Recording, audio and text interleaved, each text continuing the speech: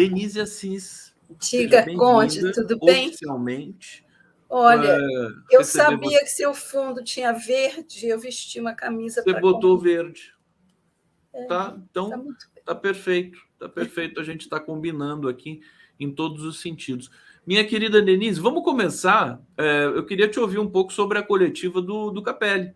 Né? O que você achou da fala dele? Olha, Conde, eu só peguei um pedaço, vou dar uma de Glória Pires. Não ouvi, não sei. Só peguei um pedaço.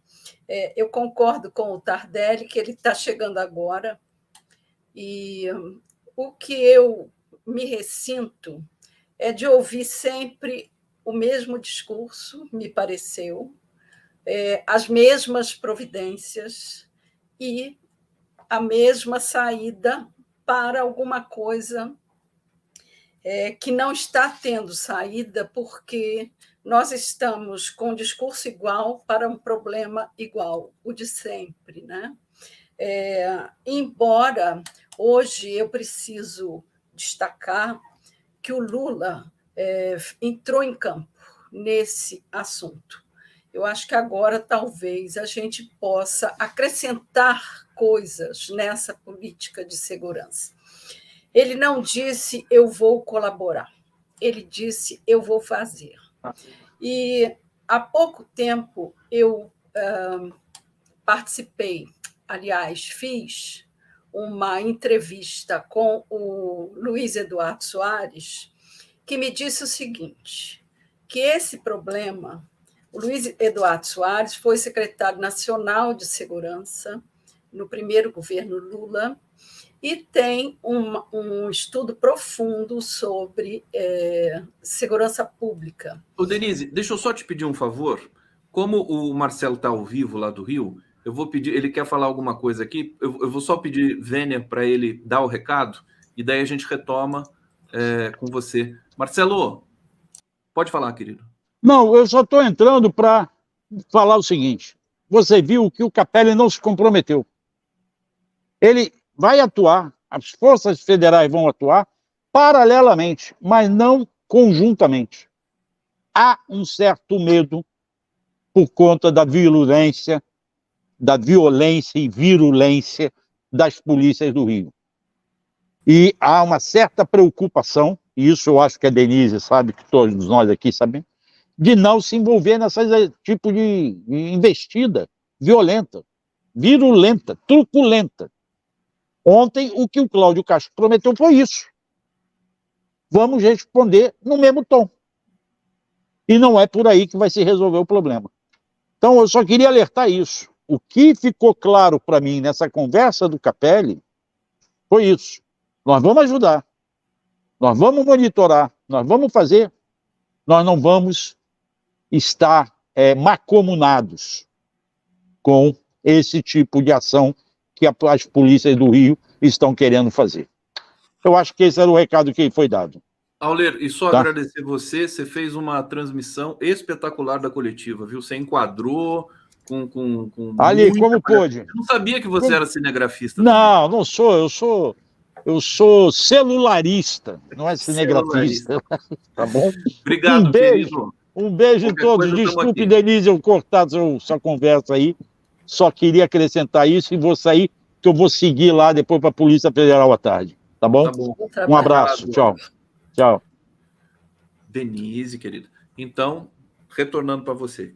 Denise, você estava falando do Luiz Eduardo Soares, né? Isso. Eu fiz uma entrevista daquelas do meu programa Sem Nome, que vai ao ar domingo às 12 horas, e ele fez uma análise bastante contundente, resgatou todo o estudo que ele tem sobre a segurança pública. Até recomendo, quem quiser pesquisar, pode dar uma olhada. E o que ele disse, o Lula fez hoje. Ele disse o seguinte, que a política de segurança é dos estados, porém, a segurança pública, de modo geral, desculpa, é de todos, inclusive do governo federal. E a solução passa pela consolidação democrática, da democracia plena, e de um posicionamento do chefe político, ou seja, de Lula da Silva, e que precisaria que o Lula viesse a público dizer que está empenhado e que vai entrar no problema. E foi o que o Lula fez hoje no conversa com o presidente. Ele não disse vou ajudar, ele disse eu vou. Isso é parte do problema meu também, isso é um problema de todos. Parece que ele ouviu o Luiz Eduardo Soares falar, porque o que o Luiz Eduardo diz é o seguinte, que o chefe da nação, ao se colocar, ele direciona, ele dá autoridade a esse combate. Agora, a questão no Rio está de uma dimensão tamanha que virou realmente um tema federal, né? Agora, a gente não pode, Conde, continuar a mandar tropa, mandar tropa, mandar tropa. Isso a gente já fez trocentas vezes, inclusive uma intervenção federal, tirando poderes do governo do Rio. Então, o que a gente precisa é, de fato, equacionar. E isso passa por uma reorganização das forças públicas, isso passa por um reposicionamento do governo federal, que foi dado hoje pelo Lula, que se colocou muito bem nessa questão, e passa principalmente pela mudança de governo em 2026, porque não é possível que a gente continue a ter um governador que fala o nome dos terroristas, que ele chama de terroristas. Isso não é terrorismo, isso é crime, é Estado paralelo, é poder paralelo. E ele dá o nome e chama os caras de terrorista. Como muito bem lembrou hoje a Tereza Cruvinel no Bom Dia mais cedo, terrorismo é um ato que mexe com o quadro civil, com objetivos políticos. O terrorismo é uma ação violenta perpetrado por vezes, ou na maioria das vezes por civis, mas que leva a um fim político.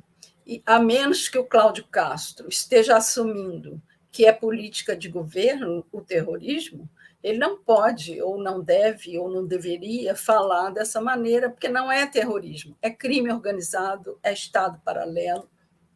E outra coisa, essa história vem de longe e ela vem evoluindo. Você sabe que o Comando Vermelho ele nasceu de uma parcela de presos comuns dentro da Ilha Grande, do presídio da Ilha Grande, por influência dos presos políticos que estavam lá confinados. Fernando Gabeira, Nelsinho Filho e outros do MR8 que estavam lá na Ilha Grande presos. Quem escreveu essa história foi o escritor José Louzeiro, que é um cara premiadíssimo, escreveu o roteiro de Pichote e estudou também, se dedicou a escrever sobre esse submundo. Lá estava, na época do Gabeira, o professor William.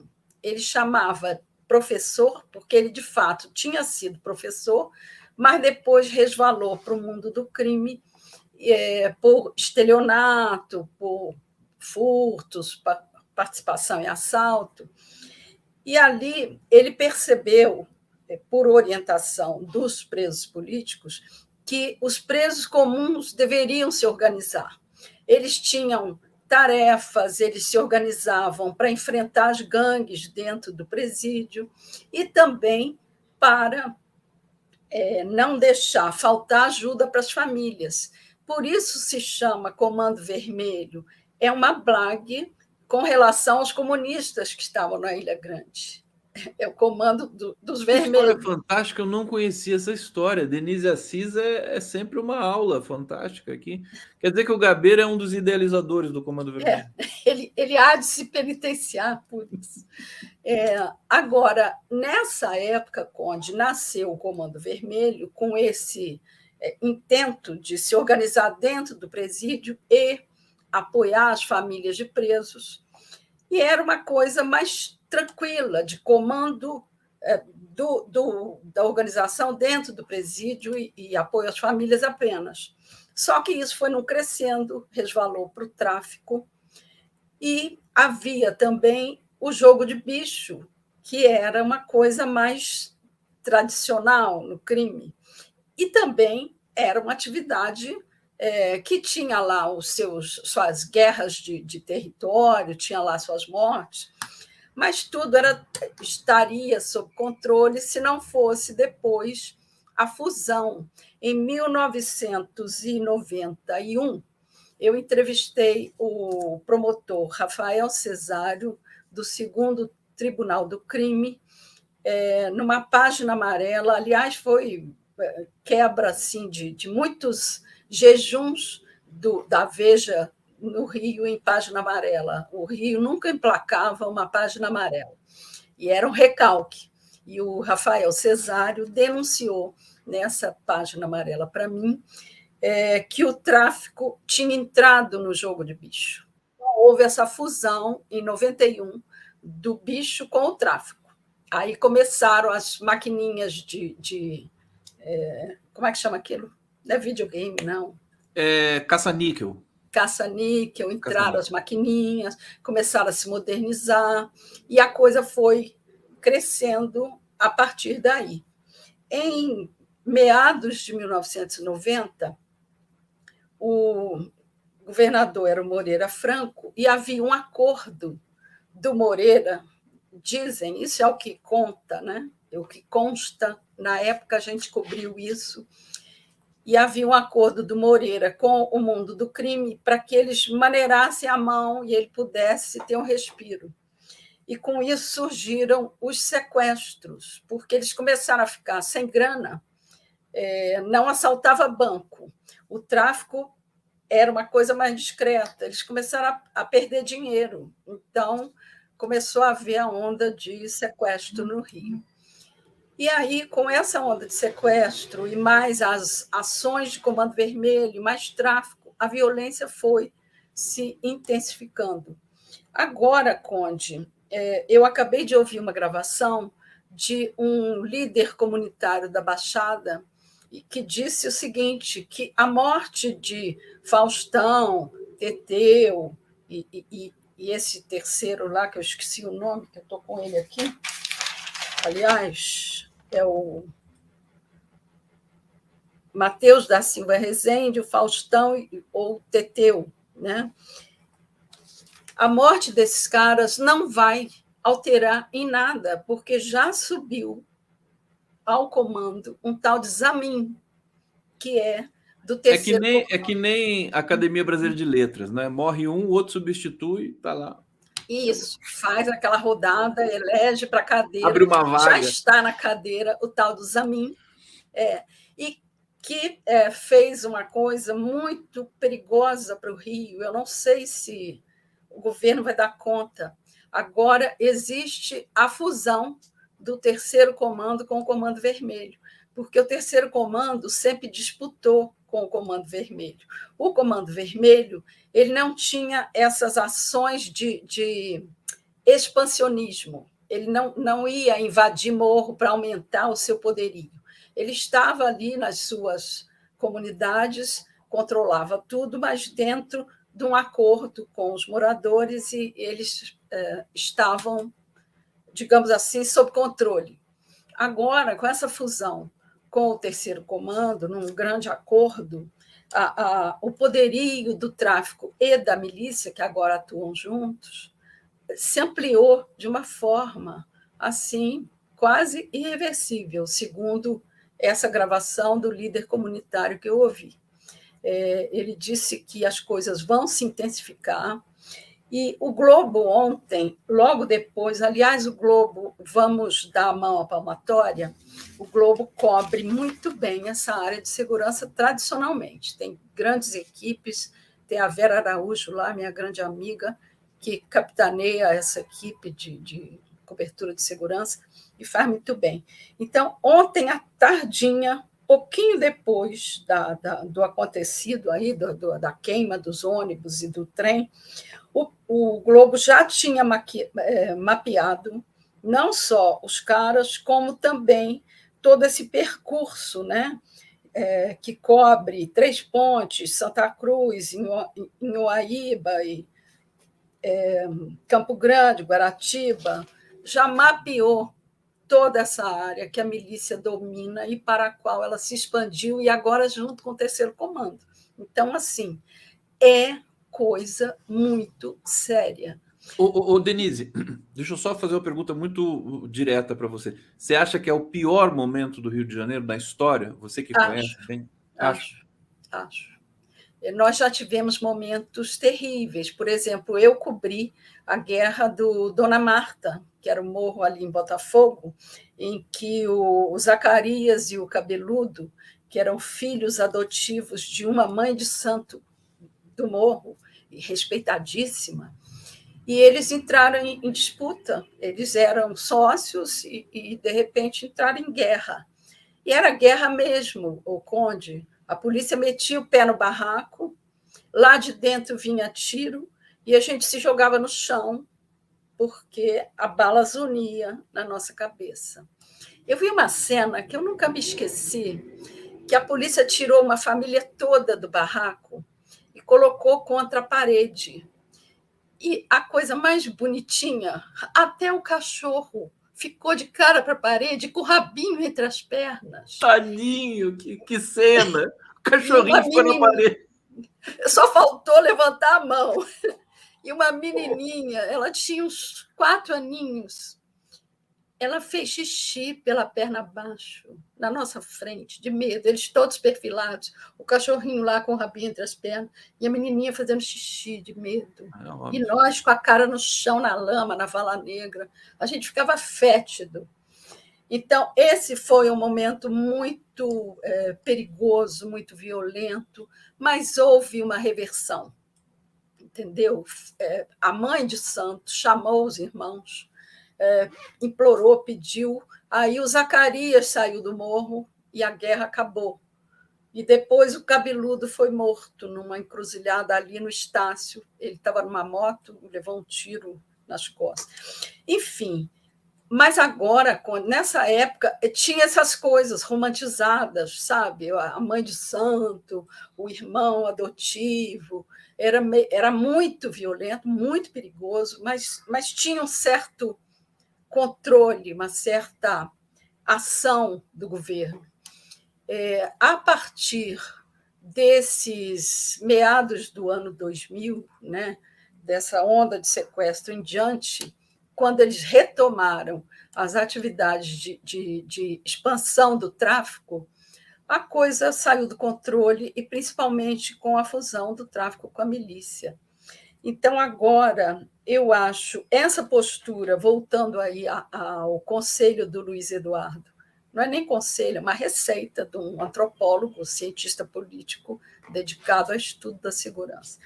Essa orientação que ele deu de que o Lula se coloque mais frontalmente e faça discursos nesse sentido, né, para que se apazigue, ele acha que isso dá um efeito. Não é que isso vá parar as balas, nem... Enfim, não vai... A palavra do Lula, realmente, mas tem autoridade. Tem autoridade isso. E ela tem consequência. Ela dá tem consequências políticas e, quiçá, práticas, né? Que fantástico. Olha, Denise, essa sua entrevista com o Luiz Eduardo Soares, você fez há pouco tempo, né? Fiz, tem uns 20 dias. Uns ela 20 está dias? disponível. Então, recomendo para a gente rever isso aí, eu vou rever mesmo. E eu acho que o Luiz Eduardo, ele também deu uma entrevista para o Nassif, acho que na semana passada, ele deve estar sendo ouvido pelo presidente Lula porque ele é uma autoridade, né, incontestável. Ele mandou uma carta aberta para o Dino. Uma carta aberta para o Dino, exatamente. Agora, uma questão aí é que talvez esse não fosse o momento, mas tudo se encaminha para isso, do Dino sair, né? Essa divisão de Ministério da Segurança Pública e Ministério da Justiça, nesse momento, talvez seja uma coisa que possa fragilizar o trabalho que está sendo feito, não sei. pode ser que alguém tenha opiniões diferentes, deve ter. O Lula está esperando o Brasil superar, né, sair do mapa da fome de novo para nomear o Dino e a PGR, né? Porque é uma nomeação que nunca acontece. Olha, brincadeiras à parte, Denise, deixa eu trazer comentários aqui do nosso público que está nos assistindo aqui. Aliás, agradeço sempre, nós agradecemos o carinho, o engajamento e sempre lembrando vocês para dar o like aqui na nossa transmissão. Você que está assistindo em TV aberta, nos prestigiando com essa audiência fantástica em São Paulo, também pode dar o like indo lá no seu celular e achando a nossa transmissão nas redes sociais. Luiz Edgar de Souza, Tardelli, você não está vendo o plano macro do governo federal para a segurança? Isso demora. Vou passar para o Tardelli aqui, mas obrigado, viu, querido Luiz Edgar? Não deu tempo de ler, porque a gente teve aqui uma entrada ao vivo e tudo mais. Manuel Gonzalez, parabéns, Marcelo Auler. Eu vou mencionar aqui, né, a gratidão ao Auler, porque ele fez uma entrada fantástica aqui. A Mose Brandão, valeu, Auler. Manuel Gonzalez, acho que o Marcelo é celulítico, tá brincando aqui com ele. Ele falou que é um celularista. Josi Gomes, você arrasou, Marcelo. Todo mundo aqui celebrando o Auler. Auler dando aula de paz e direitos. Mozi Brandão, Breaking News do Auler. Lourdes dos Santos, Denise, sua voz me acalma. A mim também, né? Ana Lúcia Borba Montesano, Denise, muito boas suas colocações, uma aula de história. Paulo César, que primeiro chamou-se Falange Vermelha, tá falando do Comando Vermelho. Acho que antes era Falange, né? Eu achava que era por causa do Flamengo. Não, mas foi por isso, porque nasceu dos comunistas que estavam na Ilha Grande. Agora, isso não é aula, eu queria dizer, eu agradeço essas observações, esse carinho, mas eu queria dizer que isso a gente aprende e apreende fazendo jornalismo, né? Porque eu cobri essa área há muitos anos, eu cobri sequestros, eu cobri grandes casos policiais, inclusive aquele sequestro do Rubens Medina, né, irmão do Roberto Medina. Quem sequestrou foi o Maurinho Branco. Eu achei o Maurinho Branco antes da polícia. Você tem muita história, Denise. Fiquei de costas para metralhadoras, 5 metralhadoras dele, de costas, falando com ele, porque se a gente demonstrasse medo, aí sim os caras dominavam, né? Denise, isso quando você estava no Globo? Eu estava no Jornal do Brasil. Jornal do Brasil. Isso, 88, por aí. Muita história, 86, muita história. 88. Então, assim, não é história e não é conhecimento histórico, é prática jornalística. Né? A gente aprende na porrada, né? Nós temos aqui ainda 4 minutinhos. Deixa eu te perguntar. Não vai dar tempo da gente aprofundar muito isso, mas você escreveu sobre o marco temporal e eu tinha lido a respeito que o Lula vetou, foi noticiado que ele vetou parte do marco temporal, mas eu vi que ele estava ali assessorado por gente do STF e também pela Sônia Guajajara, né? Ele assinou do lado da Sônia Guajajara, e me parece que tudo que é relacionado à temporalidade, né, ele vetou. O que seria, em suma, vetar o marco temporal. Mas você tem uma posição diferente, né? Explica para a gente. Eu discordei. Assim, Lula é um papa da política, uma unanimidade, mas nessa questão eu acho que ele foi mal orientado, porque ele teria todos os argumentos do mundo para assumir uma posição mais confortável. Se ele vetasse tudo, ele teria o argumento seguinte: eu jurei fidelidade à Constituição e o STF me diz que esse marco temporal é inconstitucional. E, com isso, ele embutia todos os penduricalhos que não estão contidos na temporalidade, mas ele teria o argumento para dizer vetei porque é inconstitucional. Ele não se atritaria com o agro não poderia cobrar dele. Se cobrasse, ele dizia, eu respeito a Constituição. Né? Então, ao vetar parcialmente, ele, cumpriu a lei, vetou a temporalidade, mas deixou alongar uma discussão desnecessária, que agora abre o mimimi para o agro. Eu acho que não foi uma postura, digamos, ele, com toda a sua sabedoria política, embarcou numa questão que E vai no se caso, arrastar. acho que a Sônia Guajajara também, então, dentro da tua visão, que eu acho que, enfim, procede, né, com robustez, ela também escorregou, né? Assim, deu uma cochilada, será? Não, ela não deu Não? cochilada, ela fez ram-ram. Fez aham. Porque quando você não pode peitar e você não pode discordar frontalmente, você faz ram-ram. Né? Mas assim, para terminar, Denise, o que vai acontecer agora com esse veto do Lula? Agora vai ficar essa briga no Congresso, essas forças do agro puxando para cá, num estique-puxa ferrenho, e vai fomentar essa briga, essa guerra. Ao passo que, se ele vetasse tudo, ele não precisava discutir essa questão do agro, entendeu? Eu acho que ele deu. Agora, no fim das contas, o STF vai dizer que é inconstitucional. Deu panos para a manga, exatamente, ele vai se desgastar e o STF ainda vai entrar e desautorizar tudo. Ficou pior. Não Você quer dizer assim, ficou a conta para o Lula, em vez de ficar para o STF? O Lula puxou para cima dele essa conta. Ah. Desnecessariamente, porque ele tinha argumento de sobra para dizer vou vetar tudo porque é inconstitucional. Ele se safava com o agro e ele agradaria Sônia Guajajara. Agora ela fez ram-ram, a Marina fez ram-ram e tudo ficou. Você sabe que tem uma comunidade indígena na Bahia que chama os ram-ram-ram? Sabia disso? Eu sei. Eu acho tão bonitinha. Os ram-ram-ram.